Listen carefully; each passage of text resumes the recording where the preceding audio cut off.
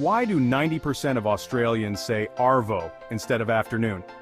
Grab a cuppa and let's decode this down-under dialect.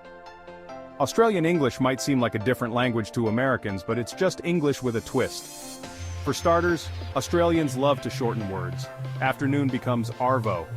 Breakfast is brekkie, and even mosquito is affectionately called mozzie. And let's not forget the classic greeting, g'day. It's the laid-back version of hello that makes you feel like you're already friends. Now, pronunciation can be a bit tricky. The I in night sounds more like noity, and mate gets stretched into my tea. And here's a fun fact. Australians use both British and American spellings. It's like getting the best of both worlds. Color with a U, but also inquire without the E. So next time you hear someone say, let's have a Barbie in the outback, you'll know they're just planning a barbecue in the countryside. Catch you later, mate. And remember, practice makes perfect, or should we say perf.